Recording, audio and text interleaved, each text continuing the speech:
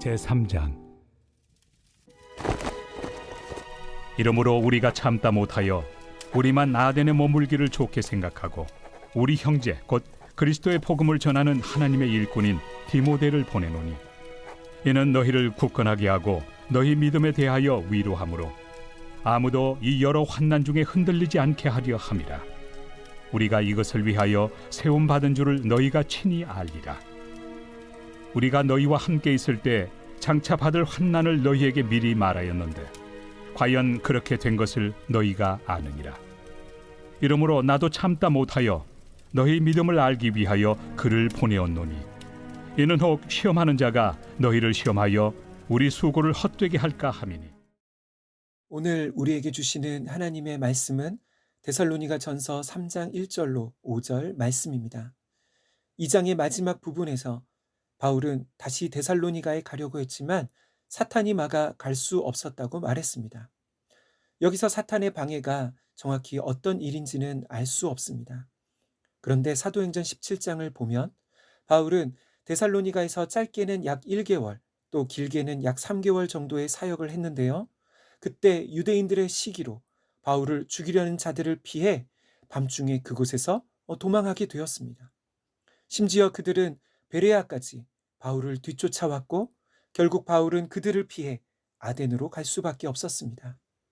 그래서 지금 바울의 심정은 아직도 많은 말씀과 양육이 필요한, 이제 막 복음을 듣고 믿어 세워진 그런 교회를 떠나온, 마치 갓난아이를 두고 떠난 것 같은 안타까운 마음인 것이지요. 뿐만 아니라 바울을 죽이려 했던 유대인들이 데살로니가 교회를 박해할 것이 분명했기 때문에 바울의 마음은 데살로니가 교회의 형편에 대하여 염려하는 마음으로 노심초사하며 애가 타는 상황이었습니다. 오늘 본문은 그런 상황에서 참다 못한 바울이 자기 대신 디모데를 데살로니가로 파송하는 내용입니다. 3장 2절로 3절입니다. 우리 형제 곧 그리스도의 복음을 전하는 하나님의 일꾼인 디모데를 보내노니, 이는 너희를 굳건하게 하고 너희 믿음에 대하여 위로함으로 아무도 이 여러 환난 중에 흔들리지 않게 하려 함이라. 우리가 이것을 위하여 세움 받은 줄을 너희가 친히 알리라. 아멘. 먼저 왜 바울은 이렇게 위험한 일에 디모데를 보내는 것일까요? 여러 가지 이유가 있겠지만 그 가운데 하나는 바울의 선교팀 중에 디모데가 가장 어렸기 때문에 유대인들의 경계가 비교적 덜 했을 것이라는 추측입니다. 이제 2절에서 바울은 디모데는 우리 형제이고 그리스도의 복음을 전하는 하나님의 일꾼이라고 말하고 있습니다. 여기서 특이한 것은 하나님의 일꾼이라는 표현입니다. 이 표현은 하나님과 함께 일하는 자, 그리고 하나님의 동역자라는 뜻입니다.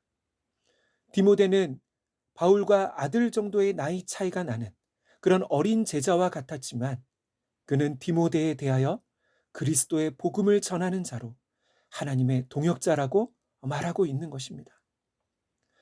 바울의 이러한 디모데에 대한 표현은 마치 하나님이 우리를 향한 그런 마음인 것 같습니다.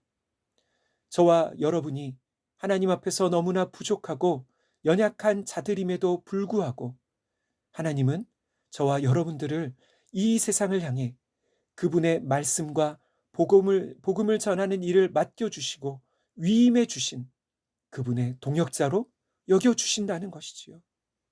그래서 저와 여러분은 예수님 대신 이 세상에 가정과 학교와 직장으로 파송된 주님의 동역자, 사역자들인 것입니다.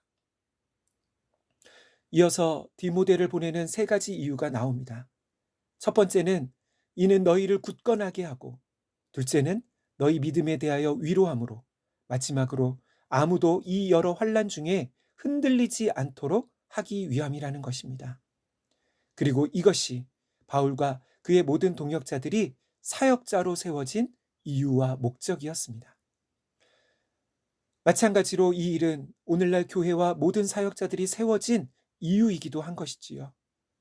교회의 사명은 복음을 듣지 못한 자들에게 복음을 전하는 것뿐만 아니라 동시에 믿게 된 자들을 믿음을 지키기 어려운 이 세상에서 더욱 굳건하게 영적으로 격려하고 위로하는 것입니다. 그래서입니다. 하나님께서 아침마다 여러분들과 나누는 이 새벽 말씀 사역을 통해서 오늘 하루 이 험한 세상에서 믿음으로 살아가는데 여러분에게 힘과 격려, 위로를 주시기를, 그런 은혜의 통로가 되기를 간절히 소망합니다. 4절 말씀입니다. 우리가 너희와 함께 있을 때에 장차 받을 환난을 너희에게 미리 말하였는데 과연 그렇게 된 것을 너희가 아느니라. 아멘. 4절에서는 바울이 처음 데살로니가 성도들에게 복음을 전할 때 그들이 장차 환난을 받을 것에 대해서도 말했다는 것을 알 수 있습니다. 이것은 바울이 전한 복음은 예수 믿으면 모든 일이 성공하고 형통할 것이라는 그런 말을 한 것이 아니라 십자가의 복음을 전했다는 것을 가르쳐 줍니다. 다시 말해 예수 믿는다는 것은 한편으로 우리의 죄가 씻어지고 하나님의 자녀가 되고 그분과 교제할 수 있는 너무나 복된 길이 열리는 것이지만 동시에 고난도 함께 받게 된다는 것입니다. 바울은 처음부터 이 고난에 대해서 말했습니다. 그러면 왜 데살로니가 성도들은, 왜 이 땅에서 그리스도인들은 고난을 받아야 할까요? 로마서 8장 17절입니다. 자녀이면 또한 상속자, 곧 하나님의 상속자요 그리스도와 함께한 상속자니 우리가 그와 함께 영광을 받기 위하여 고난도 함께 받아야 할 것이니라. 아멘. 로마서는 우리가 하나님의 자녀로 곧 하나님의 상속자 또 그리스도와 함께한 상속자가 되었기 때문에 그리스도와 함께 영광을 받을 뿐만 아니라 고난도 함께 받는다고 말씀하고 있습니다. 무엇보다 이 고난은 우리가 세상이 아니라 예수님께 속했기 때문에 받는 고난입니다. 예수님께서는 제자들에게 세상이 너희를 미워하면 너희보다 먼저 나를 미워했다는 것을 기억하라고 말씀하셨습니다. 여기서 우리가 조심해야 할 것이 있습니다. 그것은 이 고난은 우리가 잘못해서 받는 고난을 말하는 것이 아닙니다. 오늘날 교회가 오해해서는 안 되는 것은 지금 우리의 상황은 박해의 상황 가운데 박해 때문에 대면 예배를 드리지 못하는 것이 아니라 우리 때문에 많은 사람들이 위험해지는 것을 막기 위해서 비대면으로 예배를 드리고 있는 것이지요. 마지막으로 우리는 고난과 환난 가운데 어떻게 해야 할까요? 로마서 8장 18절입니다. 생각하건대 현재의 고난은 장차 우리에게 나타날 영광과 비교할 수 없도다. 아멘. 고난을 면하게 해주시기를 구하기보다 장차 우리가 얻게 될 영광을 생각하는 것입니다. 그래서 지금 우리의 고난과 장래의 영광을 비교해 보는 것이지요. 히브리서 12장 2절을 보면 예수님도 그렇게 하셨습니다.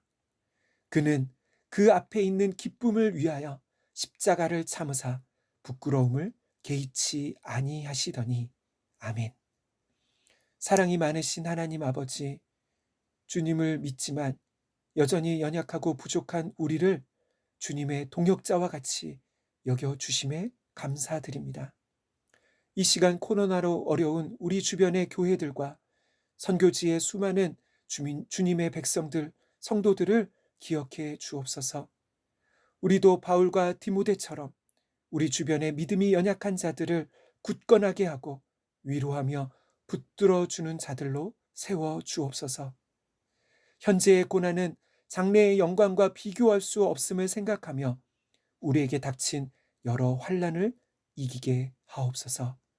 예수님의 이름으로 기도하옵나이다. 아멘. 이 시간 함께 기도할 제목입니다. 첫째, 우리에게 주변의 믿음이 연약한 자들과 어려운 형편의 주님의 교회를 생각할 때 진정으로 염려하고 애타는 마음을 주옵소서. 두 번째, 우리의 정체성과 현재에 권하는 장래의 영광과 비교할 수 없음을 생각할 때 여러 환난을 이기는 우리 모든 산돌의 성도들 되게 하옵소서. 마지막으로 이번 주 토요일과 주일 줌으로 이루어지는 성경학교 가운데 풍성한 하나님의 은혜를 주옵소서. 함께 기도하겠습니다.